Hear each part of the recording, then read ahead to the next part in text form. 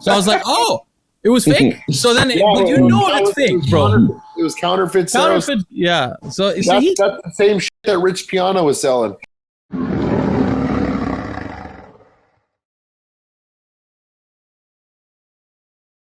Carved Out of Stone, our long-term listener and a defender of the channel, wonderful guy. He said, I wonder what Bostin, this is a really interesting question. He said, bodybuilding Deadpool articles were popular back in the 90s to 2000s, in which people made speculative bets on who would die next in the bodybuilding world. Who is your top 3 people in the industry most likely to visit the big gym in the sky sometime soon? What? I have nothing to say, honestly. Way. Look, I'm an honest guy, but there's no way I'm going to put a death wish on anyone. There's no way. Exactly. Stone is a nice guy. He's just a little rough with the comments. I would never say anyone's going to pass, and I guarantee you the 3 people that pass next are going to be unexpected, and it's going to be a shocker because Luke Sandow was a shocker, right? Dallas McCarver was a shocker. I mean, young. Looked great on the outside. It's just you can never put a death wish on anyone. Fuck that. Yeah, I agree.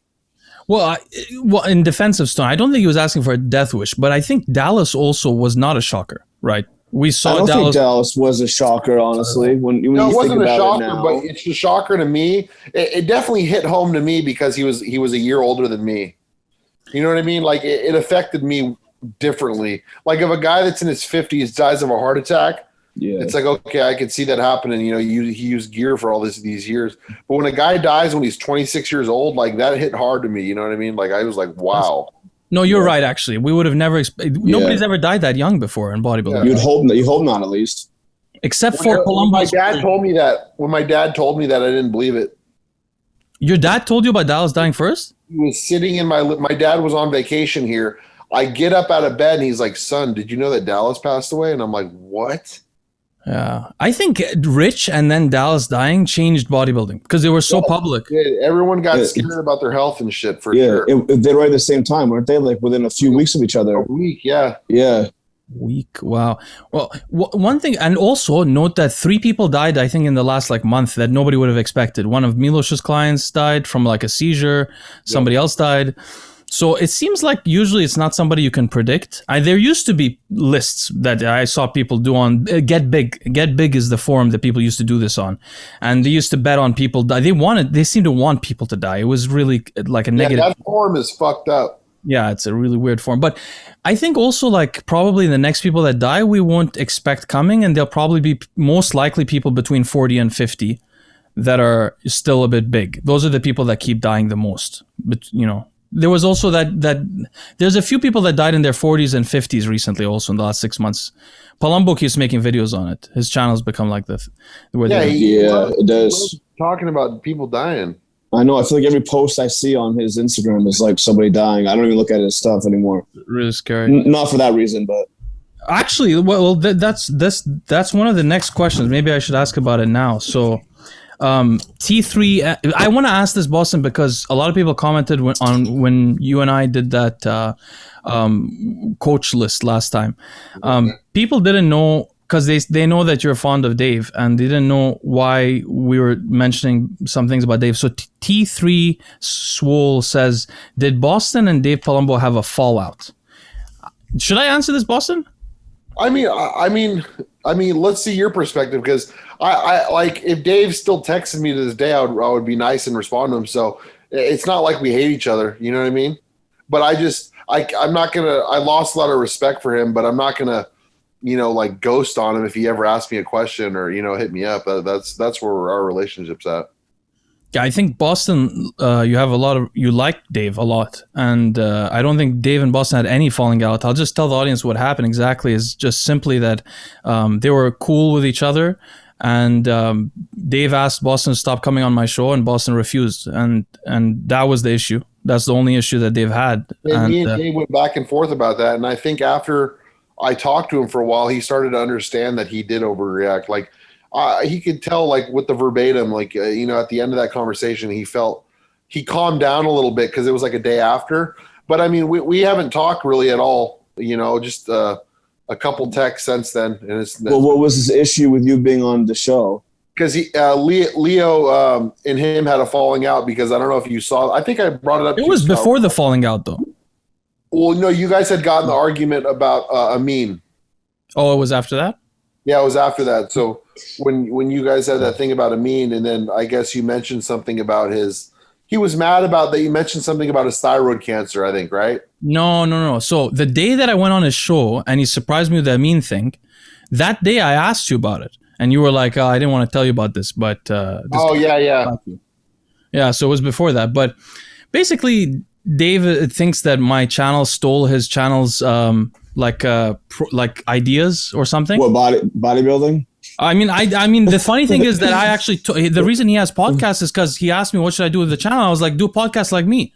So he started. It's the opposite. I didn't steal anything. I just admired him, and I didn't mean to. I was very fond of him, but he thought that like I was stealing his audience or something. So he started getting jealous. He asked Greg and him and Lee Priest not to come on my show. Most of them stopped coming. Boston's the only one who refused to ditch me. He wasn't angry at Dave. He just didn't want to ditch me for no reason. Yeah. Which is extremely loyal. Boston was my first guest on the show, by the way, from the very beginning. So he helped me so much with the show. And for this.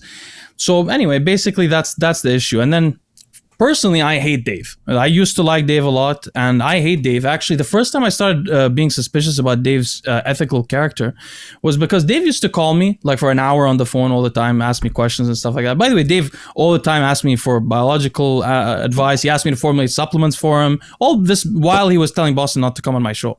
But he used to call me on the phone and talk to me sometimes. And one time when I first found out Boston was in kidney failure, actually, I talked to Dave on the phone. It was like 11 p.m. And I was like, Dave, Boston has kidney failure. We have to do an intervention and convince Boston to like, we have to do something. And Dave, I remember I was shocked. Dave was like, yeah, he's going to die. And I was like, no, we have to get him to stop. Yeah, he said, well, yeah, if he stops using everything and loses all the weight and everything, he'll survive, but he's never going to stop.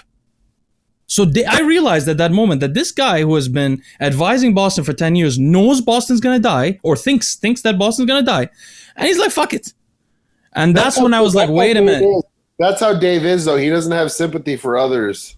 He's a reptile. Like, he cares about nobody. I don't even know if he cares about his kids. Look what he's...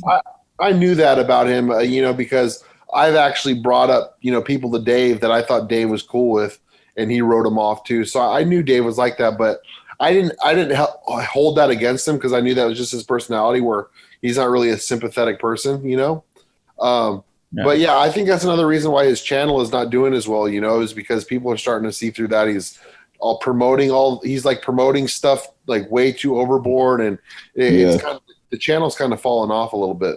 I mean, I was a fan of his channel for a while, but there was really not a lot of options back then, not a lot of like decent coverage.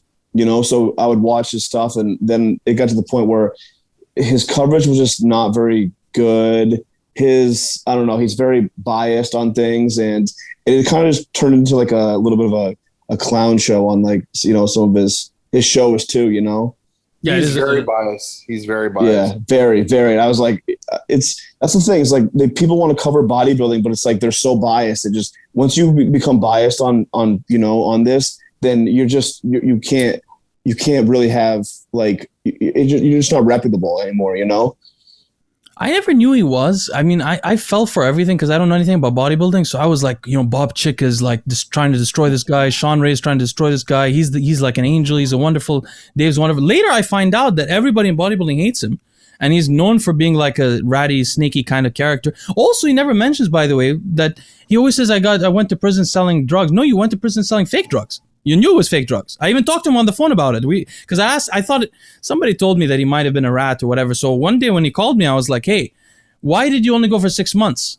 And did you talk or what? Boston, how I am. So I really did tell him that. And he was like, no, it was because it was fake growth hormone. So I was like, oh, it was fake? So then, but it's fake, bro. It was counterfeit. Yeah. So that's the same shit that Rich Piana was selling.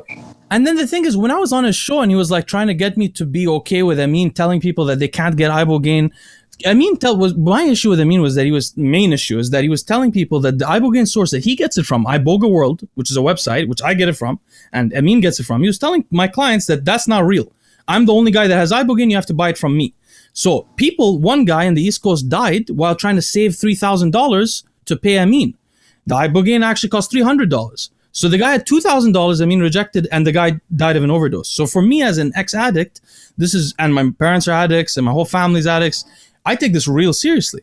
When I was on Dave's show, I never realized, man, how unethical is that shit? Dave is actually an ex-addict too. He has a tattoo on his arm telling him never to inject again, where he used to inject. The guy has he doesn't care about anything, and I've begun to be suspicious. He was wearing Amin's shirt the other day. I've begun to be suspicious. Maybe Amin is paying him, because the guy cares so much about money. Dude, those videos that they do promoting ibogaine, he has to be doing something for him. Yeah.